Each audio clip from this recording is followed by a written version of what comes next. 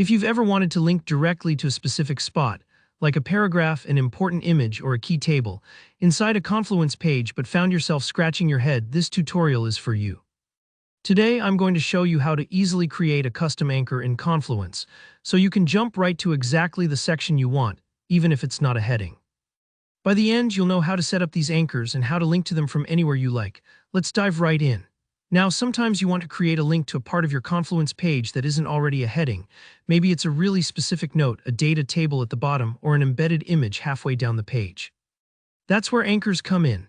These are a bit like invisible bookmarks you insert within your page, and once they're in place, anyone clicking your link will land right at that exact spot. Super handy if your page is long or packed with info.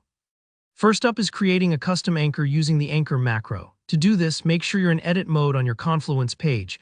That's important. If you're just viewing the page, you won't be able to insert anything. Once you're in edit, move your cursor to the precise place you want people to land when they click your link. This could be the start of a paragraph, above a table, or right before an image. Placement is key here because the anchor marks the jump point for your link.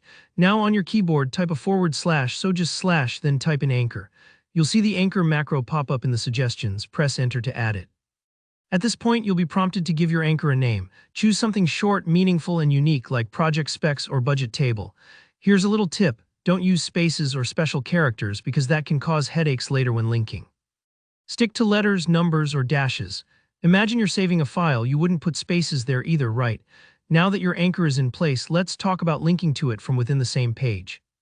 This can be great for creating a simple table of contents or helping your teammates jump quickly between sections. Start by highlighting the text you want to use as your link. Maybe it's in your intro or somewhere else that makes sense. With that text selected, press Ctrl+K if you're on Windows or CMD+K on a Mac. That will pop open the link dialog in Confluence. Now this next bit trips people up. In the link box, just type the # followed by the name of your anchor like project specs. Don't add anything else. When you click Insert, that text becomes a link straight to your anchor spot. Give your page a quick preview to check that it works. Clicking the link should zip you to the anchor instantly. Nice, but what if your anchor's on a different page? No problem, it's just a tiny bit more work. Head to the page where your anchor lives and copy the full URL from your browser's address bar. Back in your link dialog, whether you're linking from another page or even from a different workspace, just paste the page's URL as usual and then add in your anchor name at the very end like /page title #project specs. This tells Confluence to load the page and scroll straight to the spot you chose. It's like giving someone a map with a big X marks the spot, and that's really it. Anchors can be a lifesaver when you're dealing with dense documentation, onboarding guides, or even just big project pages. If you run into any little hiccups, like links not working, double-check your anchor names for typos and make sure you didn't use any spaces. Thanks for tuning in. If you found this tutorial helpful, please give it a like, and let me know in the comments if you have any questions about Confluence or need more examples. And of course, don't forget to subscribe for more quick and easy how-tos just like this. See you next time.